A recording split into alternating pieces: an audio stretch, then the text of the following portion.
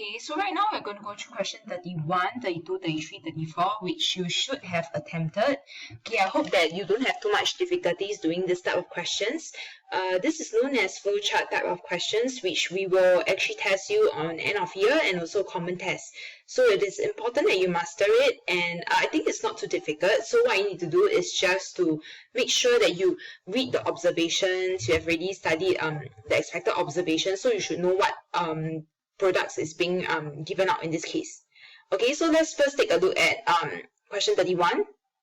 Okay, so if you learn how to read this flowchart, sodium carbonate, when I add dilute hydrochloric acid, this gives me the following products: this gas and this colorless solution. So this is how you can actually do this type of questions. Okay, so let's take a look. This gas A that form white precipitate with lime water.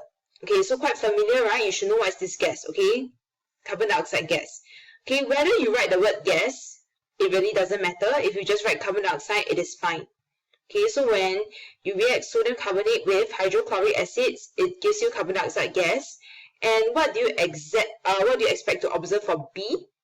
Okay, it should be salt and water. Okay, so you should be able to, in this case, you should be able to tell me it will be sodium chloride solution. Because sodium comes from the word of the carbonate, and also hydrochloric acid will provide the chloride name itself.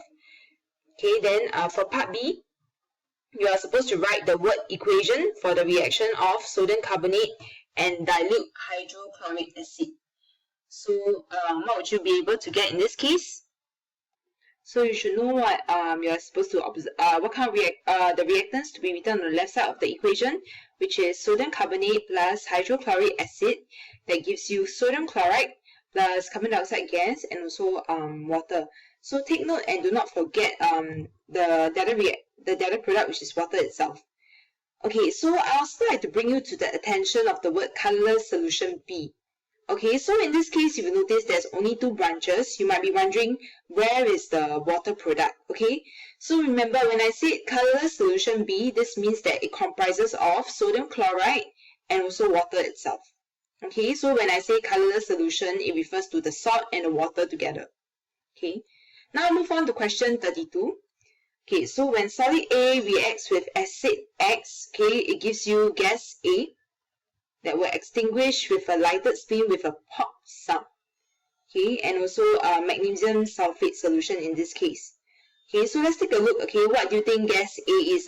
You should know by now that gas A should be hydrogen gas. Okay, so something plus acid will give you hydrogen gas. Okay, you should know that solid A is actually a metal. Okay, it's a metal itself. So looking at the salt itself, could you tell me what metal it is? Okay, it should be magnesium metal. You can just write magnesium. And what acid would you expect to see since you have sulfate solution, sulfate, right? In this case, it should be sulfuric acid. Okay, then similarly, okay, because the word sulfate gives you sulfuric acid. Okay, the magnesium will be coming from the metal itself. Okay, so now you just need to write down the word equation for the reaction of solid A and acid X, which is magnesium plus sulfuric acid gives you hydrogen gas plus magnesium sulfate. Okay, take some time to look at this question again. It's not easy, especially because you are supposed to work backwards in this case. So remember, right, okay, the sulfate, usually the second part of the salt itself, you should infer it from the name of the acid, right? Then the first word, you should get it from magnesium, which is the metal itself. Okay, give you some time to copy down the answers.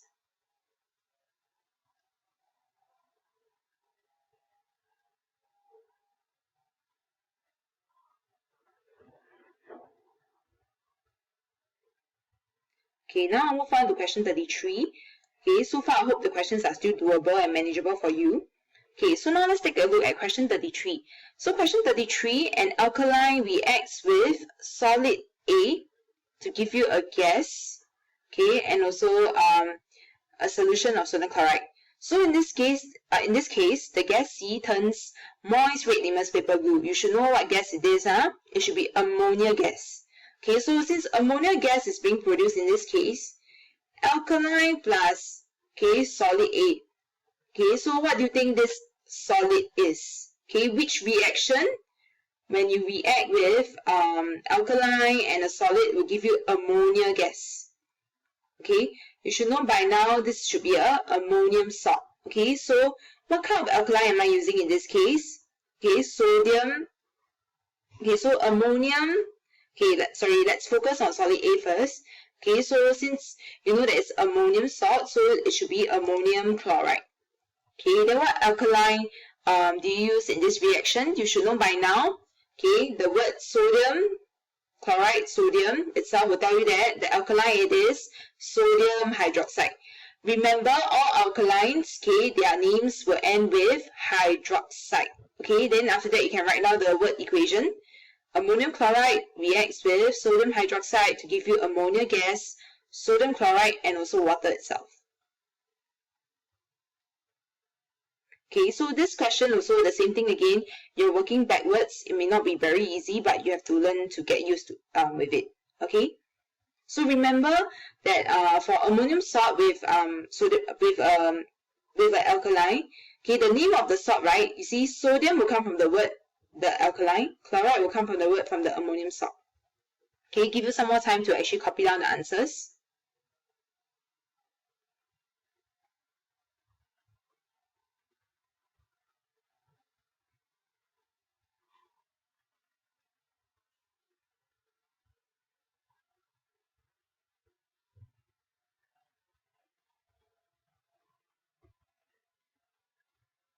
Okay, now I'll move on to question 34. Okay, question 34 is really not easy because it gets more complicated. So you can also expect that the flowchart questions will get more complicated during the finals and also common test too. Okay, so now let's take a look at this flowchart. How do I learn how to read this? Okay, so there's a colorless solution and colorless solution B. They mix together. They'll give you colorless solution of a salt C. Okay, and then so you just read and follow the arrows accordingly. Okay, so let's take a look at colorless solution A. It turns red litmus paper blue. Colorless solution B, it will turn blue litmus paper red.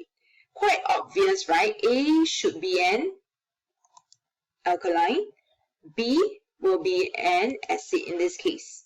Okay, so when an acid and alkaline reacts together, it gives you colorless solution of a salt, right? So this is neutralization.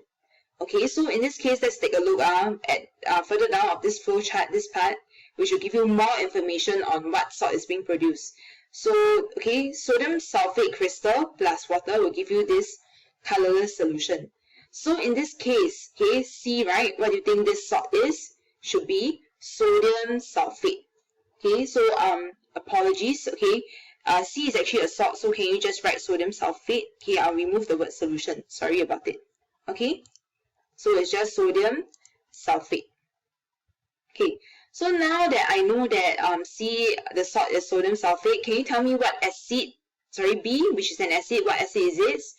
And then what alkaline it is. Okay, so you should know that the alkaline here in this case is sodium hydroxide.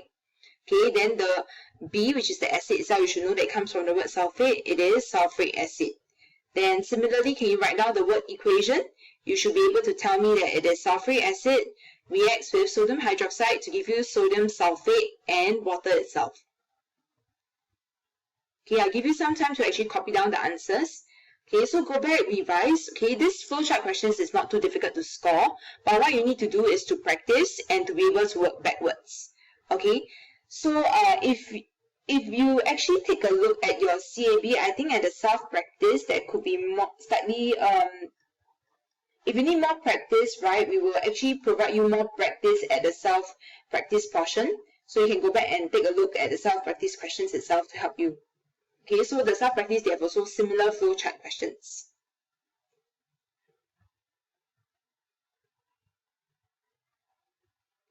Okay, so now that you're done, okay, so this will be the end of the lesson for today. I would like everybody to go back and prepare for GA 18C. Okay, not to do, but to prepare because we'll be doing it next week. Okay, next week we're also going to do practical 18.2. So please take note and then try to go back and revise so that you are more ready for GA 18C. Okay, GA 18C is going to be very difficult, slightly more difficult than GA 18A and B, and I want you to do it in class. Okay, so I hope that today's webcast lecture was actually useful and helpful for all of you here. And hopefully that if you have any clarifications, you're not sure about anything, I think it's best that you wait for me to come back, and then we will revise and go through, and you can speak to me again if you need more help. Okay, thank you.